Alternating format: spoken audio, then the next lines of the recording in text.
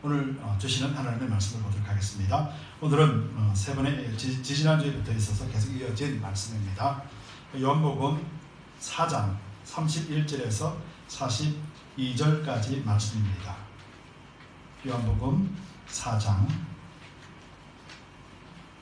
31절에서 42절입니다. 우리 함께 천천히 한 목소리로 말씀을 읽겠습니다. 그 사이에 제자들이 청하여 가로되 rabbi여 잡수소서. 가라사대 내게는 너희가 알지 못하는 먹을 양식이 있느니라.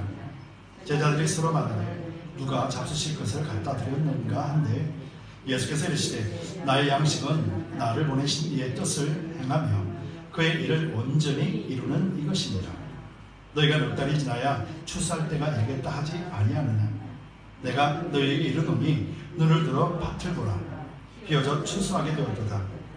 거두는 자가 이미 삭도 받고 영생에 이르는 열매를 모으나니 이는 뿌리는 자와 거두는 자가 함께 즐거워하게 하려 함이니라.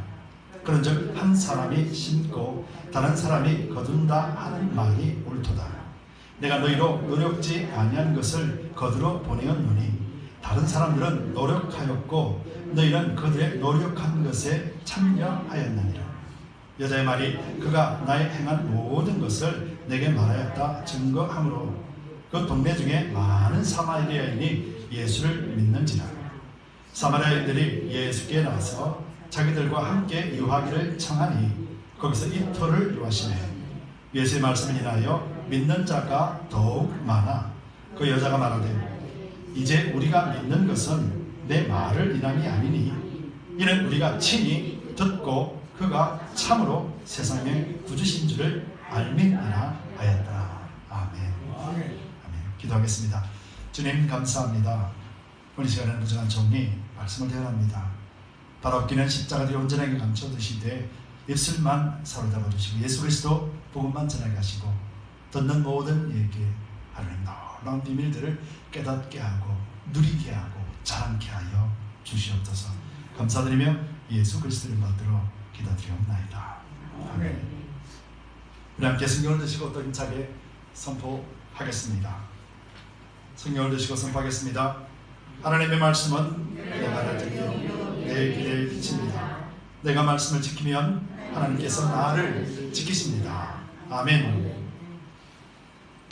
우리 매주 하는 이 선포가 우리의 신앙의 고백이고 믿음의 고백은 하나님이 반드시 그렇게 해주십니다. 여러분들 가정과 생활뿐만 아니라 여러분 개인에게도 여러분들의 믿음의 고백처럼 하나님 함께 하시고 또 축복이 넘쳐나기를 예수님 이름으로 축복합니다. 여러분 인간이 육체 옷을 입고 살아갑니다. 어느 누구든지 다 육체 옷을 입고 살아갑니다.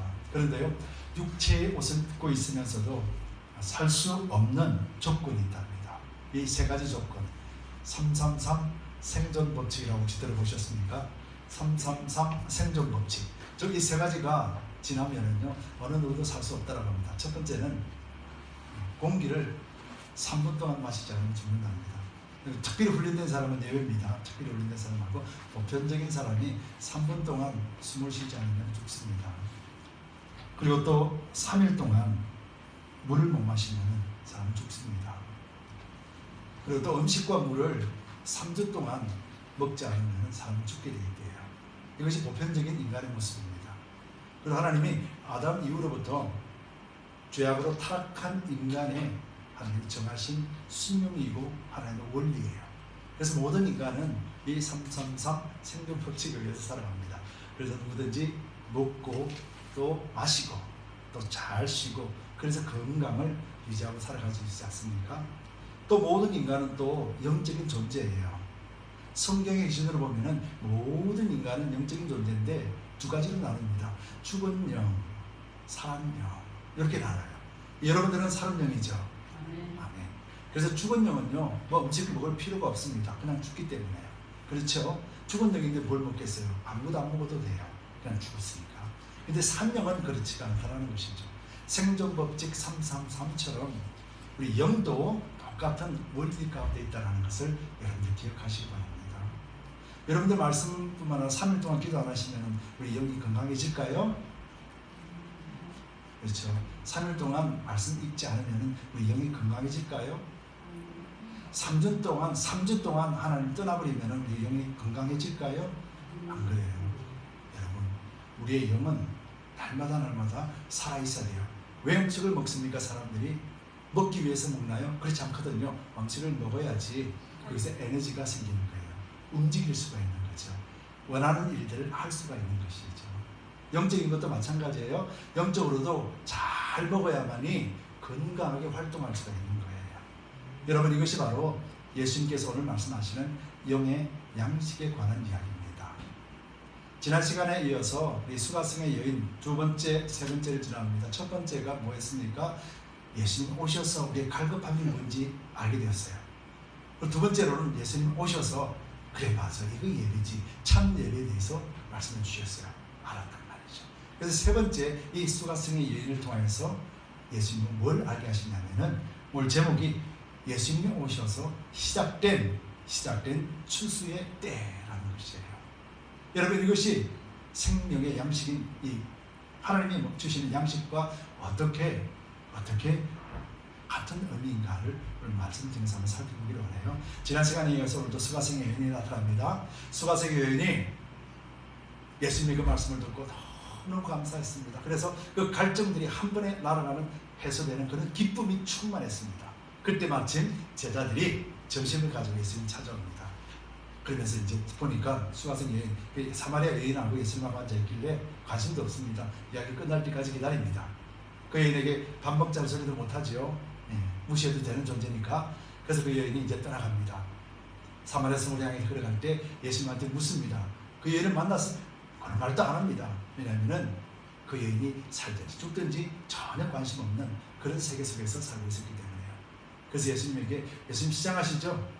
점심 사왔습니다. 함께 맛있게 먹어요. 그랬더니 예수님이 그 음식을 두고는 예수님이 이렇게 말하는 거예요. 내게는 너희가 알지 못하는 먹을 양식이 있느니라 라고 하는 거예요. 그러니까 제자들이 깜짝 놀라죠. 아니, 저 여인은 도시락을 사왔나? 맛있는 사마리아 음식을 대접했나? 라고 생각합니다. 그런데 예수님께서는 나에게 먹을 양식이 있다 하시면서 그 양식이 뭔지에 대해서 오늘 본문 34절에서 예수님이 그렇게 말씀해 주세요.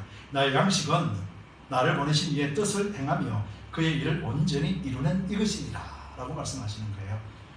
즉 예수님은 자기의 양식은 많이 먹었다라는 거예요. 배불리 먹는다라는 거예요. 그러면서 그 양식이 뭐냐면은 아버지의 뜻을 이루는 것이고 그 이루는 것을 온전히 이룬다라는 거예요. 여기서 말하는 온전히 이룬다라는 것은 나중에 나오지만은요, 사마리아 여인, 한 여인을 통해서 나타난 결과를 보여주는 것이에요. 이것이 창조의 생명에 관한 것인데요, 예수님께서는 그렇게 말씀하시는 거예요. 그럴 때 제자들이 아니, 오늘 또 예수님 이상한 소리 하시네, 저기를 잡수셨나? 전혀 알아듣지 못하는 그런 예수님의 말씀을 합니다. 그럴 때도 몰라서 가만히 있는데 그때 예수님께서 또 이렇게 말하죠. 너희가 봄에 씨를 심으면 가을에 추수하는 걸 너희도 알지? 그래서 너희가 때가 되면 아직 때가 멀었구나, 조금 더 기다려야 되는구나, 이렇게 너희도 그렇게 말하지. 근데 내가 말하노니 지금이 그 때다, 지금의 때가 왔다 라고 하면서 보라, 밭을 한번 보라 라고 하면서 희어져 추수할 때가 되었지 않느냐 그러는 거예요. 근데 제자들의 눈에는 저 원수 같은 놈들, 죽어도 시원찮을 놈들이 눈에 보이는 거예요. 전혀 희어진 밭이고 뭐고 아무것도 없는 거예요. 예수님 왜 그래요? 이 광야 같은 사막, 메말라버린 이 사막에서 뭘 본단 말입니까? 또 예수님께서 이렇게 말씀하는 거예요. 36절에서 거두는 자가 이미 삭도 받고 영생에 이르는 열매를 모으나니 이는 뿌리는 자와 거두는 자가 함께 즐거워하게 하려 함이니라 라고 하면서 또 알아듣지도 못하는 말씀을 하시는 거예요. 나는 이미 삭을 받았다라는 거예요. 여러분, 삭이 뭐예요? 값이잖아요. 나는 이미 값을 받았다라는 거예요. 근데 그 값이 뭐냐면은 열매들을 모으는 것이 내 값이에요. 그 열매가 내 값이라는 거예요. 그러면서 또 알지 못하는 말씀을 하시는데 뿌리는 자가 있고 거두는 자가 있다라고 말씀하는 거예요. 심는 자가 있고 거두는 자가 있다라고 말씀하면서 너희는 뿌리는 자처럼 심는 자처럼 수고하지 않아도 너희는 이 열매를 거두는 일에 함께하는 일이라. 그러면서 그 기쁨에 너희도 참여할 것이다 라고 말씀해 주는 거예요. 전혀 알아듣지 못하는 말을 합니다. 그런데 오늘 요한은 그 예수님의 말씀을 종합적으로 어떤 것이 예수님이 하신 말씀인가, 그것을 지금 사마리아 여인의 행동을 보면서 사마리아 성에서 쫓아나오는 사람들을 보면서 그 말의 결론 부분처럼 말씀해 놓고 있는 것이죠. 39절에서 42절 사이에 있는 말씀이에요. 수가성 여인이 이제 기뻐서 뛰어들어갑니다. 그죠? 갈급함이 해소되었습니다. 그동안 너무도 궁금했던 것이 해결될 뿐만 아니라 너무도 갈급했던 그 마음이 해소가 되고 나니까 너무 즐거운 거예요. 예수님을 통해서 주시는 그 기쁨이 말도 못하게 즐거운 거예요. 한 번도 경험하지 못하는 그 즐거움을 가지고 있으니까 어떻게 돼요? 감당이 안 되는 거예요. 너무너무 즐거워서 마을로 뛰어들어갑니다. 왜냐하면 나와 똑같은 사람들이 그곳에 있다는 것을 알기 때문에. 그래서 막 뛰어들어가서 내가 메시아를 만났다라고 하니까 그 사람들이 귀가 번쩍 들리는 거예요. 그 여인이 그 말을 듣고 사람들이 무르르 몰려나오는 거예요. 누구 앞에요? 예수님 앞에 나오는 거예요. 거기서 예수님이 이야기를 합니다. 이야기를 할 때 그들이 마음이 열리고 그들이 갈급함이 막 해소되기 시작합니다. 그럴 때 이 사람들이 안절부절하면서 예수님 여기서 이러지 마시고 우리 집으로 들어갑시다. 거기 가서 우리에게 더 많은 것을 가르쳐 주시고 하늘의 비밀들을 좀 가르쳐 달라고 그렇게 요청하죠. 그때 예수님께서 그들과 함께 들어가서 사마리아 성에서 며칠 있었다고요? 이틀을 요하면서 그에게 복음을 전해줬습니다. 그럴 때 그들이 사마리아 여인에게 이렇게 말하죠. 내가 네 말을 듣고 예수님까지 찾아갔다. 그런데 이제는 내가 예수님의 말씀을 듣고 내가 이제 진짜로 믿었다라고 하는 말씀을 하게 되죠. 여러분이 수가성의 여인이 행했던 일들, 그리고 그 사마리아 성에서 그 소리를 듣고 나왔던 사람들이 그리스도를 영접하는, 구원받는 놀라운 이 사건이 바로 오늘 예수님께서 하신 말씀의 모든 의미가 내포되어 있다는 것입니다. 즉 예수님께서는 세 가지를 말씀하셨어요. 하나는 나의 먹을 양식에 대해서 말씀하셨고요. 두 번째로는 싹에 대해서 말씀하셨어요. 내가 이미 값을 받았다라고 말씀하시고, 세 번째는 뭐예요? 뿌리는 자와 거두는 자가 있다라고 말씀하시는 거예요. 그러시면서 예수께서 이제는 때가 되었다. 무슨 때요? 거두는 때가 되었다라고 말씀하는 거죠. 그래서 오늘 이 세 가지 말씀을 우리가 한번 살펴보기로 원해요. 예수님께서 수가성의 여인을 만나주시고 예수님의 목적을 이제 이루고 나갑니다. 그러면서 예수님의 말씀하신 양식, 이 양식이 뭐라고 말씀하셨죠? 하나님의 뜻을 이루어드리고 단순하게 이루는 것이 아니라 그 뜻을 완성시키는 것을 얘기하는 거예요. 뜻을 완성시키는 것. 이러려면 여러분들 창조의 원리 속에서 생명의 원리를 여러분들 알아야 돼요. 여러분들은 130세까지 살 수 있는 분들이 계신 손 한번 들어보세요. 없죠? 129세까지는 살 수 있을 겁니다. 뭐 과학이 발달했던 때만에 129세 되면은 다 죽죠. 죽고 나면 누가 남아있어요? 우리 아들들이 남아있는 거예요. 아들이 죽으면 누가 남아요?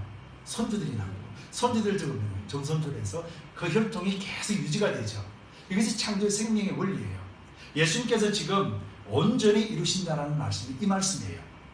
사마리아 여인에게 복음의 물길을 틔워줬더니 그 복음을 통하여서 모든 사람들이 그 복음을 들을 수 있도록 하나님 하신 것. 이것이 생명의 원리예요. 여러분들이 복음을 전할 때 한 사람에게 예수 믿으세요라고 하는 이 말이 단순하게 한 영혼을 구원하는 것이 아니라 그 영혼이 구원되어졌을 때 그로 인하여서 수많은 사람들이 그 말을 통해서 구원받게 된다는 거예요. 그럼 결국은 이 구원을 누가 주시는 거예요? 하나님 주시는 거예요. 우리가 예수 믿으세요라고 하는 내 말을 듣고 구원받는 것이 아니라 말씀의 권세, 예수 그리스도의 권세 때문에 예수 믿고 구원받으신 십자가 외에는 구원받을 곳이 없습니다라고 하는 여러분들이 담대하게 선포할 때 그때 그 말씀의 권능이 그 심령을 붙들 뿐만 아니라 그 믿는 자들을 통하여서 증가되어지고 생명이 전파되어진다는 것이죠. 예수님 이 일을 말씀하십니다. 이것이 나의 양식이다라고 말하는 거예요. 여러분 예수님은 복음을 전할 때마다 새 힘을 얻습니다. 누가 주시는 거예요? 하나님이. 그렇죠. 예수님이 십자가에 나 안 죽겠습니다. 나 복음 전파하지 않겠습니다 라고 그러면은 예수님이 그 마음속에 어떻겠습니까? 물론 그러실 분은 아니죠.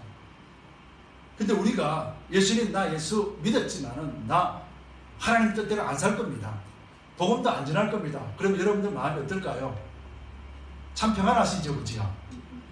그러면 안 되는 거예요, 그지요? 만약에 평안하다라고 속으로 생각하시는 분들은 회개하시기 바랍니다. 왜냐하면은 성령의 능력은 그게 아니거든요.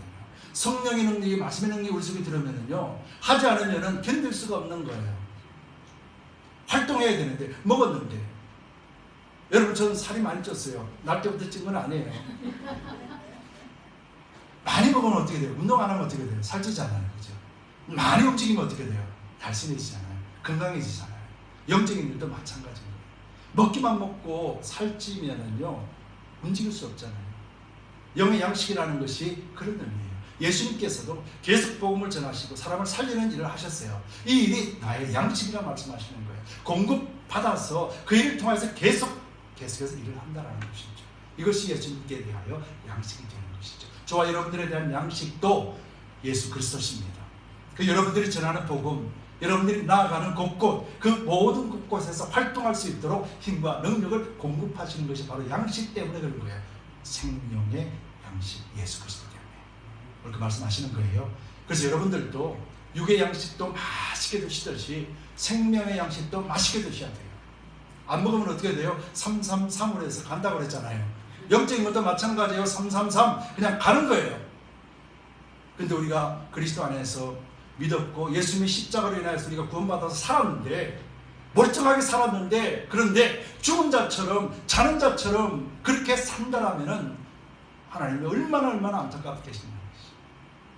산 소망을 주셨고 산 생명을 주셨는데 나는 그 생명을 통하여서 계속해서 먹지 아니하고 마시지 아니하고 그래서 계속해서 죽어간다라고. 누가 안타깝게 얘기했습니다. 하나님 성령님 그렇겠지. 근데요, 우리 성령님 그런 분 아니에요. 우리 속에 들어오셔서 우리를 강권적으로 역사하십니다. 이것이 성령의 능력이고 성령의 역사입니다. 왠줄 아십니까? 예수님이 오늘 이 두 번째로서 값을 받았다라고 말합니다. 하나님으로부터 값을 받았다라고 이야기를 하는 거예요. 그 값이 뭐냐? 그랬더니 오늘 8절 말씀에서 죄송합니다. 성경책이 뒤로 넘어가 버렸네요. 36절 말씀에서 예수님이 그 값을 받았는데 그 값이 뭐냐 그러니까 같이 한번 읽어보시죠. 거두는 자가 이미 삭도 받고 영생의 열매를 모으나니. 아멘. 예수님이 값을 받은 것은 영생에 이르는 열매들을 모으는 것이 값이라고 했어요. 즉 예수님의 값은 사마리아 여인이요 사마리아 성에 있는 믿지 않고 갈급하며 죽어가며 있는 처해 있는 그들이 예수님의 값이었다는 거예요. 여러분 이 말씀 이해가 되십니까? 여러분들의 값은 이미 하나님 주셨다 말씀하셨어요. 이미 받았다 말씀하시는 거예요. 여러분들이 예수 하나님으로부터 그 값을 받았다라는 것에 대해서 믿으시기 바랍니다. 사도 바울도 그렇게 고백하는 거예요. 사도 바울이 제자들에게 믿는 성도들을 향하여서 말하잖아요. 너희가 나의 면류관이다라고 말하는 거예요. 그 제자들이 사도 바울의 면류관이다 말했다라는 거예요. 사도 바울의 값은 하나님 앞에 가서 면류관을 받는 것이거든요. 근데 그 면류관이 뭐냐 그랬더니 바울이 전도하고 바울이 양육했던 제자들과 성도들이었다는 것이에요. 그럼 예수님이 상을 받았다는 것은 예수님이 영광을 받는 것인데 예수님의 영광이 무엇입니까? 결국은 그 열매들을 모으는 것이라 말씀하신 거예요. 그러면 저와 여러분들이 교회와 성도들의 열매는 어떤 것입니까? 교회와 성도들이 이미 받은 그 값은 지금 어디에 있습니까? 그렇죠. 그 값을 찾아서 그 값을 여러분들 건데 그 값이 여러분들 것인데 여러분들에게 이미 주셨다고 말씀하셨어요. 그렇다면 이 말씀이 어떤 의미겠습니까? 여러분들은 그 값을 받았다라고 인정하십니까? 이것을 알기 위해서는 바울의 마음을 또 알아야 돼요. 이 값에 대해서 알려면 바울의 말을 알아야 돼요. 바울이 로마서를 통해서 이렇게 말합니다. 바울은 로마서 1장 14절에서 헬라인이나 이방인이나 야만인이나 지혜 있는 자나 어리석은 자에게 다 내가 빚진 자라 말하는 거예요. 바울은요 한 번도 본 사람이 없는 헬라 사람, 야만인, 지혜 있는 자나 어리석은 자 모두 다, 쉽게 말하면 한마디로 말하면 믿지 않는 모든 사람들은 다 내가 빚진 자라는 거예요. 그들에게 내가 빚졌다 그렇게 말하는 거예요. 아니 바울이 무슨 빚을 그렇게 많이 졌길래 오늘 예수님이 뭐라고 하셨어요? 삭을 받았다 그랬잖아요. 바울에게도 이미 삭을 받은 거예요. 삭을 받았다라는 것은 뭐예요? 열매라고 이야기했지 않습니까? 예수님의 열매는 수가성에, 그리고 수가성에 있는 모든 사람들이 하나님을 만날 수 있도록 그 시간에 예수님에게 주신 열매라고 말씀하셨어요. 바울은 이방인 선교를 향하여 부르심을 입은 자입니다. 그래서 이방인 모든 사람들에게 복음을 전하는 것이 바로 생명의 양식을 먹는 일이었어요. 그래서 그들에게 복음이 전거되어지고 그들로 하여금 모든 사람들이 하나님 앞에 나와서 그리스도를 믿는 믿음 안에서 구원받는 것, 이것이 바울이 하나님으로부터 예수 그리스도로부터 위임받은 사명이었던 것이었죠. 그러면서 바울은 이 사명을 받았다는, 그냥 받았나요? 아니에요. 바울은 예수 그리스도를 믿는 자들을 죽이는 자였습니다. 살인자였습니다. 그럼에도 불구하고 또 믿는 자들을 잡으러 가다가 다메섹 도상에서 예수 그리스도를 만나게 된 거예요. 그때 사울아 사울아 하시면서 만나주신 예수님이 그를 무엇 때문에 보내신다고 하십니까? 이방인들을 구원하시기 위하여 바울을 택정했다라고 말씀하십니다. 바울은 이것을 잊지 않는 거예요.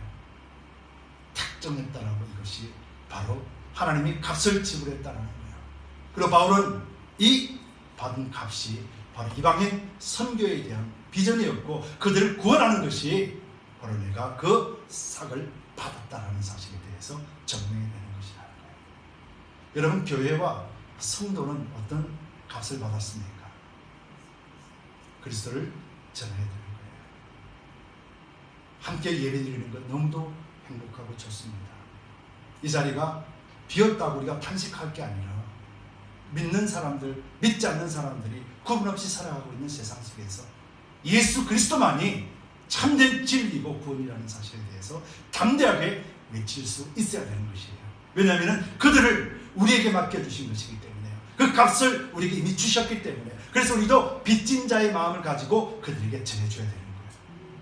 그러려면 우리가 무슨 빚인지 알아야 되잖아요. 예수님은 십자가로 인하여서 우리를 구원하셨다 말씀하셨어요. 그렇죠. 그러면서 바울은 또 이렇게 말하죠. 로마서 13장 8절에서요. 피차 사랑의 빛 외에는 아무에게든지 아무 빛도 지지 말라. 남을 사랑하는 자는 율법을 다 이루었느니라. 사랑의 빛 외에는 지지 말라 그래요. 교회에서 행하는 일들은 어떤 일이기? 주로 사랑한 행위를 이야기하잖아요. 사랑의 일이잖아요. 근데 보통 다 기쁘게 받지만 대부분 간혹 가다 있는 사람이 있어요. 저는 괜찮아요. 안 받고 안 줍니다. 저는 안 받고 안 줘도 괜찮아요. 나 예수 잘 믿어요. 바울의 말에 의하면 어떻게 돼요? 아닌 거예요. 사랑을 베풀어 주는 거는 받으라는 거예요. 이 사랑이 누구 건데요? 하나님 거. 그럼 이 사랑이 이 사람에게는 없는 거잖아요. 그죠? 하나님의 사랑은 이미 받은 자들 속에서는 그 사랑이 그냥 나눔이에요. 주는 것이 아니라 나누는 거란 말이에요. 그러면은 이 사랑을, 사랑의 빛 외에는 지지 말라라고 했다라면은 빚을 준 사람이 있을 거 아니에요. 바울은 누구로부터 받았어요? 예수 이름으로부터 받았단 말이에요. 그래서 바울은 지금 예수님에게 갚는 거예요. 근데 그 갚는 방법이 뭐예요? 이방인을 향해 달려가고 하나님의 사랑, 예수의 사랑을 그들에게 주는 거예요. 뭐 때문에? 그들은 예수의 사랑이 없기 때문에. 여러분, 윗사람이 아랫사람을 사랑하잖아요. 그렇죠? 그래서 할아버지가 손주들 정말 이뻐하잖아요. 부모가 되고 또 할아버지가 되면 또 그런단 말이에요. 이게 이제 연계되는 거예요. 그 사랑은 내려오는 거니까요. 그렇죠. 자식은 부모를 사랑한다는 말하는 건 아니에요. 부모는 자식을 사랑하죠. 성경의 원리에 하면은 자식은 부모를 공경하는 거예요. 사랑한다는 표현은 부모가 자식에게 주는 거예요. 이것이 사랑의 표현이거든요. 이처럼 사랑이라는 것은, 빚이라는 것은 없는 자들에게 주라는 거예요. 그럼 없는 자가 하나님의 사랑, 예수의 사랑을 받았다라면 이것을 갚아야 되잖아요. 그럼 갚으려면 어떻게 갚으라고 하는 것이 원리예요? 이 사랑이 없는 다른 사람에게 이 사랑을 전해주는 거예요. 이것이 바울이 말한 사랑의 빛 외에는 지지 말라라고 하는 의미예요. 그래서 우리는 그렇잖아요. 뭔가 사랑을 줬는데 대답이 없네. 고맙다 인사도 안 하네. 어우, 저 사람 안 되겠어. 다음부터는 관계를 끊어야지. 이건 아니에요. 우리가 거저 받은 사랑이라면 거저 줄 때 그때 우리는 기쁜 거예요. 내 것으로 여기지 아니하고 아버지께 받은 것을 주는 거예요. 이것이 복음이에요. 예수 그리스도를 이야기하는 거예요. 그래서 그 사랑을 줄 때 그때 비로소 나는 너무너무 행복하고 기쁜 거예요. 그 기쁨이 나를 더욱더 영적으로 건강하게 만들어버리는 거예요. 이것이 양식인 거예요. 이해가 되시죠? 그래서 예수님께서는 그렇게 말씀하신 거예요. 근데 이제 중요한 게 남았어요. 예수님께서 이렇게 말씀하세요. 뿌리는 자가 있고 거두는 자가 있고 또 뭐라고 해요? 누가 뿌리는 자예요? 누가 심는 자예요? 라고 말하는 거죠. 예, 누가 뿌리는 자고 누가 심는 자예요?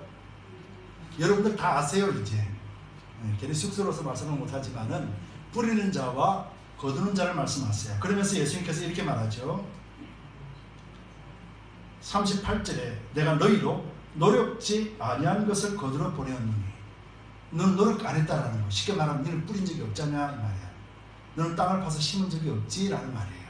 그런데도 다른 사람들은 노력하였고 너희는 그들의 노력한 것에 참여하였느니라 라고 말하는 거예요. 자, 그러면 이제 우리 이것을 영적으로 의미로 보면 금방 캐치가 되죠. 여러분 다 아시는 줄 믿습니다. 자, 이 말이 무슨 말입니까? 뿌리는 자, 심는 자라는 것은 바로 하나님의 복음을 이야기하는 거예요. 생명을 이야기하는 거예요. 누가 뿌리고 누가 심었어요? 바로 선지자들.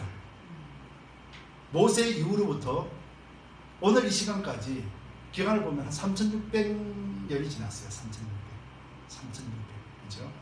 모세로부터 오늘 이 시간까지. 모세로부터 예수님까지는 한 1650, 1670 이렇게 돼요. 그동안에 수많은 사람들이 있었잖아요. 왜 제가 모세라고 그러냐면 모세를 통하여서 하나님이 이스라엘 백성들을 애굽으로 나오게 하시면서 비로소 하나님의 말씀을 가지고 출발했잖아요. 그래서 모세로부터 시작되어져서 모세 이후에 여호수아도 있었고요. 다른 이제 선지자들도 있었죠. 사무엘 대표적인 선지자가 사무엘 선지자잖아요. 사사도 있었고 선지자들도 있었고 그들이 계속해서 하나님의 말씀을 전했다라는 거예요. 근데 전할 때마다 그들이 기쁨을 받았나요? 안 받았거든요. 어떤 엘리야 선지자 같은 경우는 톱으로 썰어서 죽임을 당했어요. 이것이 핏부림을 당한 거죠. 그렇게 해서 뿌렸다라는 거예요. 그렇게 해서 복음을 심었다라는 거예요. 그런데 이제는 너희가 그 뿌리는 자들과 심는 자에게 네가 동참한 적이 없지 않냐? 네가 수고하고 노력한 거 없지 않냐? 왜요? 예수님이 이제 막 오셨기 때문에. 그들은 복음을 알지 못하거든요. 율법을 가지고 정죄만 했지 하나님을 전하지 않거든요. 전할 수가 없었거든요. 심지어는 가까운 자기 피를 나눈 사마리아 사람들까지도 인간 취급 안 했거든요. 그 상황에 있는 그들에게 네가 수고한 것 있느냐라고 묻는 거예요. 수고한 건 하나도 없다라는 거예요. 그런데 수고한 자들에게 동참한다라고 말씀하시는 거예요. 왜냐하면 이제 누가 왔기 때문에요. 예수님이 오셨기 때문에. 그래서 뿌리는 자와 거두는 자, 심는 자와 거두는 자의 중간에 누가 계세요? 예수님. 예수님 오심으로 말미암아서 이제는 뿌리고 심는 자에서 이제는 거두는 자가 되었다. 예수님께서 말씀하시죠. 보라, 휘어져 추수할 때가 되었다. 예수님의 눈에는 보인 거야. 예수님이 시작하셨다 말씀이에요. 그러면은 2022년을 살아가고 있는 저와 여러분들이 오늘 이 시대는 어떤 시대인가요? 뿌리는 시대인가요? 거두는 시대인가요? 예? 거두는 시대인 거예요. 예수님의 이름으로 나가서 거두면 된다는 거예요. 여러분 듣든지 아니 듣든지 우리의 행할 일은 예수 그리스도의 복음을 전하는 거예요. 예수 믿고 구원받으세요. 나는 길이요 진리요 생명이니 나로 말미암지 않고는 아버지께로 올 자가 없다라고 성경이 말씀하셨습니다. 그런데 오늘날 그리스도인들 기독교가 어떻게 변해가고 있어요? 너희도 그렇고 저희도 그렇고 우리 다 같이 하나님 찾는 건 아니니 길은 다 다르더라도 우리가 그 길에서 마지막 때 만나자. 이것이 지금 변질되어져 가고 있는 기독교 아닌가요? WCC라고 하는 그런 통합 종교가 아닌가요? 근데 성경은 분명히 말하고 있잖아요. 나는 길이요 진리요 생명이니 우리가 전해야 될 것은 이건 거예요. 아니라고 말할 수 있어야 되며 복음에 대해서 십자가에 대해서 정확하게 말해줄 수 있어야 된다는 거예요. 왜요? 우리는 말씀을 가졌기 때문에. 우리는 양식을 먹었기 때문에. 우리는 값을 받았기 때문에. 우리는 빚진 자이기 때문에. 오늘 수가성의 여인을 통해서 그렇게 말씀하는 거예요. 그래서 예수님께서 이제 내가 왔으니 이제는 뿌리는 때가 아니라 이제는 거둘 때라는 거예요. 여러분 예수님께서 이 땅에 오신 것을 표현할 때 흑암 가운데 빛이 오셨다 말씀하셨어요. 예수님께서 오셨다라는 것은 구원이 이제 실제적으로 시작되었다는 의미잖아요. 그렇죠. 예수님이 오셔서 그들에게 다시 복음을 전해주면서 다시 하나님 믿어라 그러면서 그렇게 하지 않으셨거든요. 예수님은 제자를 모으고 그들에게 복음을 전해주고 십자가에 죽으시기 그러면서 성령을 보내주실 것인데 성령이 오시면 너희가 하여금 땅끝까지 열어 증인되게 하실 것이다 약속을 주셨어요. 여러분들 성령을 다 모시고 살지요. 여러분들에게는 그리스도의 믿음으로 말미암아 성령이 우리 가운데 계시는 거예요. 그래서 성령께서 우리로 하여금 성경을 밝게 알게 하고 깨닫게 하고 우리가 궁금한 것 하나님 뭐예요? 구하고 찾고 두드릴 때마다 밝히 보여주시면서 그 권능의 모심을 우리에게 주시고 그 성령의 권능으로 하여금 여러분들로 하여금 담대하게 예수 믿고 구원 받으십시오라고 말할 수 있다는 거예요. 왜요? 이미 값을 하나님께서 우리에게 주셨기 때문에. 그래서 우리가 그들을 바라보며 열매들이 풍성하게 익은 열매들을 거두는 수확의 때가 바로 예수님 이후부터 시작이 되었다는 거예요. 그래서 저와 여러분들이 교회가 존재하는 목적이 성도로서의 이름을 가지고 있는 목적이 바로 이것 위에서 있는 거예요. 우리가 하나님의 은혜를 알고 그 사랑을 받았잖아요. 그래서 그 사랑을 너무도 알기 때문에, 그래서 그 받은 사랑과 그 은혜가 너무도 귀하기 때문에, 그래서 그 받은 것을 나 혼자만 먹고 나 혼자만 구원받고 나 혼자만 천국 가라고 주신 것이 아니라는 것을 우리는 잘 알기 때문에, 그래서 그저 받은 이 사랑을 거둬줄 수 있는 거예요. 사랑이 없이 비어있는 마음에 그 사랑을 주는 거예요. 그 또한 빚진 자가 되어서 그 사랑을 나에게 갚는 것이 아니라 또 다른 그 마음에 사랑이 없는 자들에게 주는 자가 되는 것이죠. 이것이 복음의 원리요, 생명의 원리요, 이것이 생명의 양식의 원리라는 것입니다. 저와 여러분들이 그런 삶을 살아내야 될 줄 믿습니다. 그랬을 때 우리는 하나님 앞에 담대하게 서게 되는 것이죠. 예수님께서는 수가성 여인을 통하여서 그걸 잘 보여주고 있지 않습니까? 수가성 여인에게 예수님 오셔서 이야기를 전해주었습니다. 그러면서 맨날 며칠에 하나님 너 만날 거야. 그럼 너 구원 받을 수 있을 거야. 예수님 그렇게 하셨어요? 안 했습니다. 예수님은 복음을 전하고 생명을 전할 때 그 여인의 마음이 열려버렸습니다. 왜냐하면 이미 예수님께 그 삭을 받았기 때문에요. 열렸어요. 그래서 예수님을 만나자마자 그 여인은 하나님의 놀라운 은혜를 경험했어요. 그러고 난 뒤에 어떻게 했습니까? 이 여인이 자기는 한 번도 수고하지 않았습니다. 부린 적이 없습니다. 심은 적이 없습니다. 달려갑니다. 내가 예수님 만났어요. 한마디 했습니다. 그랬더니 숨어있던 사람들이 우르르 몰려와가지고 그 여인의 말을 듣고 예수님 앞으로 나온 거예요. 추수할 때가 되었기 때문에요. 이 여인이 잘남이 아니라 하나님의 때에 예수님이 오셨기 때문에 이제는 갈망하는 모든 사람들이 문이 열렸기 때문에, 그래서 내가 메시아를 만났습니다라는 이 말 한마디에 모든 사람들이 마음이 열려버렸던 것이죠. 이미 예수께 그 값을 치렀기 때문에. 그래서 왔습니다. 그러고 난 다음에 예수님을 만났더니 너무너무 좋습니다. 그 갈급함이, 이 여인이 풀어버렸던 그 갈급함이 또 느낍니다. 그런데요, 너무너무 보내기 싫은 거예요. 더 알고 싶은 거예요. 더 많이 배우고 싶은 거예요. 그래서 예수님 이러지 마시고, 유대인들은 우리 마을에 안 들려고 하는데요, 예수님 들어가서 같이 먹고 마시면서 또 말씀 좀 전해주시고, 그래서 예수님께 들어가셔서 이틀을 누렸습니다. 예수님만 들어갔을까요? 제자들도 함께 들어간 거예요. 예수님께서는 보여주시는 거예요. 너희가 원수같이 여겼던 자들, 너희가 저 죽어도 쓸데없고 죽어도 아무런 관심조차 두지 않았던 저 인간들, 원수같이 여기며 차라리 버러지같이 여겼던 그 사람들, 차라리 죽었으면 좋겠다라고 여겼던 사람들, 다시는 만날 필요가 없다라고 여겼던 그 사람들 들어와서 돌아라는 거예요. 그들이 변화됩니다. 그들이 예수님을 만나고 변화됩니다. 예수님의 말씀을 듣고 그들이 변화된 심령으로 하나님을 찬송하고 있습니다. 유대인들조차도, 제자들조차도 한 번도 그런 걸 해본 적이 없는데 그들이 지금 그렇게 하고 있다는 거예요. 여러분, 이것이 교회와 성도를 통해서 하나님이 이미 주신 열매들을 모을 때 일어나는 현상인 거예요. 우리가 전하지 않으면 누가 들을 수 있겠습니까? 우리가 선포하지 않으면 누가 들을 수가 있겠습니까? 교회가 전하지 않으면 누가 들을 수 있겠습니까? 교회가 무엇을 줄 수 있습니까? 세상에 가진 것을 무엇으로 줄 수 있겠습니까? 교회는 세상에 가진 것 없는 것, 세상에 없는 것 주는 거예요. 세상에 하나님의 사랑을 얻기 때문에, 그래서 교회는 세상에 없는 그 사랑을 주는 거예요.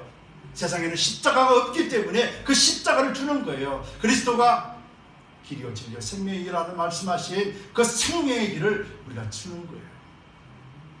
세상은 이거 원치 않습니다. 유대인들도 원치 않았고요, 제자들도 원치 않았어요. 배고파 죽겠는데 저 양반 또 뭔 짓거리 하고 있는 거야? 그렇게 생각했을지도 모릅니다.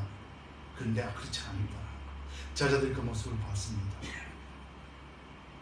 우리 주님교회와 우리 성도들도 이 모습 속에서 수가성의 여인의 모습을 보며 한 여인을 통하여서 그 수가성 모든 지역의 사람들이, 사마리아 사람들이 구원받는 일을 우리는 목격한 거예요.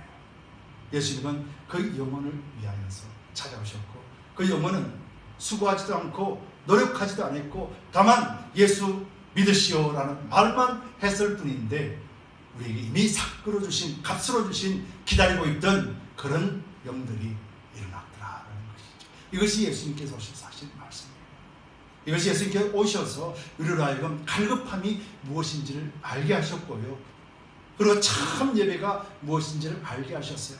예배가 회복되니 어떻게 됐습니까? 이제 나가서 수고하지도 않고 노력하지도 않았지만은 그리스도의 믿음으로 기쁨으로 전달했더니 죽었던 영혼들이 소생케 되는 일들이 동참되고 참여했다라는 것이죠. 이것이 수가성의 여인을 통하여서 예수님이 오심으로 말미암아서 세 가지를 우리에게 확실하게 보여준 것입니다. 여러분, 예수님이 여러분들과 함께 하십니다. 그래서 여러분들, 우리가 바라는 것들은 하나님의 뜻을 이루어드리는 것이에요. 여러분, 그런 일들을 통하여서 여러분들 날마다 강건하시기를 예수님으로 축원드립니다. 고린도전서를 보면은 이런 말이 있죠. 사도 바울이 말하잖아요. 나는 심었고 아볼로는 물을 줬다 그랬잖아요. 그리고 그것을 키우시고 열매 맺는 분은 누구세요? 하나님. 우리 또한 마찬가지예요. 내가 심었으니까 내가 거두어야지. 아니지. 내가 물을 많이 줬으니까 그 열매 낼 것이지. 그런 게 아니라는 거예요. 성경이 말씀하시는 것은 우선순위를 말하는 것이 아니라 하나님의 생명의 원리를 말하는 거예요. 힘을 합했을 때 그때 성령의 열매를 맺는 거예요.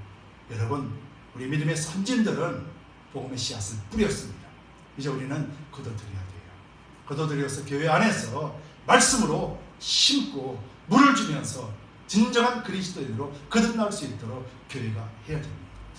그래서 교회가 그때 비로소 교회는 부흥되는 거예요. 그때가 진짜 부흥이에요.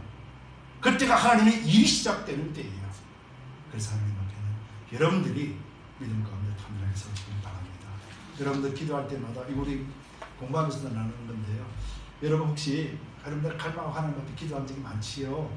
근데 기도할 때마다 꼭 기도한 대로 안 되고요. 반대로 되는 일들이 너무도 많이 벌어지죠. 그렇죠. 하나님, 나 이게 진짜 이제 거룩한 삶을 살기를 원합니다. 그랬더니 거룩할 수 없는 환경을 만들어주는 거예요. 하나님, 내가 정직히 살기를 원합니다. 그랬더니 막 거짓말 안 하면 안 되는 환경이 다가오는 거예요. 그래서 넘어질 때가 많았죠. 그렇죠? 이게 무슨 말이냐면 하나님이 내 기도를 뭐예요? 들으신다.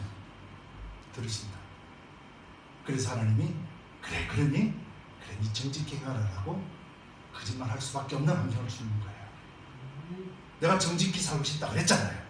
그랬더니 하나님이 정직할 수밖에 없는 환경을 주는 거예요. 분명하게 보게 하시는 거예요. 여러분들 힘드십니까? 근데 기도하기 무섭습니다. 이제 기도하기는. 근데 그걸 여러분들 시험이 아니라 하나님의 테스트입니다.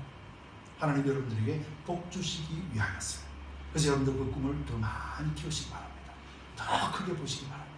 하나님 우리 부흥되기를 원하여 그러면요 아주 시험거리 엄청 많이 옵니다. 부흥은 그냥 아주 싸우는 일이 막 벌어져요. 그때 여러분들 우리가 어떻게 생각해야 돼요? 야, 하나님 내 기도 들으시는구나. 다니엘처럼 천사가 지금 그 기도에 응답을 가지고 오는구나. 우리가 힘차게 믿음으로 서 있어야지. 그런 유혹들이, 그런 안개가 싹 걷어져 버리면요 진짜로 하나님 주신 그 선물들이 눈앞에 탁 등장하는 거예요. 이것이 영적인 원리예요. 마지막으로 이런 기도가 있었습니다. 저는 목회자가 되고 많이 참 깨닫는 게 참 많았었어요. 그러면서도 이게 이런 기도문이 있었어요. 이 기도문이 참 맞구나. 정말 이 기도문대로 하나님 하시는구나 라고 했어요. 이 기도문을 제가 이제 읽어드리고 말씀을 맺도록 하겠어요. 큰 일을 이루기 위해 힘을 주십사 기도했더니 겸손함을 배우라고 연약함을 주셨습니다. 많은 일을 하려고 건강을 구했더니 가치 있는 일을 하라고 병을 주셨습니다. 행복해지고 싶어서 부유함을 구했더니 지혜로워지라고 가난을 주셨습니다. 세상 사람들의 칭찬을 받고자 성공을 구했더니 뽐내지 말라고 실패를 주셨습니다. 풍요로운 삶을 누릴 수 있도록 모든 것을 달라고 기도했더니 모든 것을 누릴 수 있는 삶 그 자체를 선물로 주셨습니다. 하나님의 뜻을 따르지 못한 삶이었지만 미처 표현 못한 기도까지 하나님이 들어주셨습니다.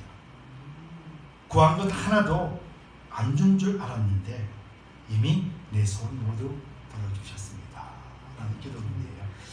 이 기도가 여러분들 기도되기 원합니다. 이 안개가 그칠 때 하나님은 여러분들을 예수 그리스도가 행하셨던 일, 제자들이 행하셨던 그 일들을 여러분들 행하게 될 것이고, 하나님으로부터 인정받고 세상 사람들에게 생명의 복음을 통하여서 영혼을 살리는 그런 놀라운 역사들이 여러분들을 통해서 일어나게 될 것입니다. 여러분, 일요일 수요일 날마다 함께 기도하면서 전진해 나갑시다. 기도합시다.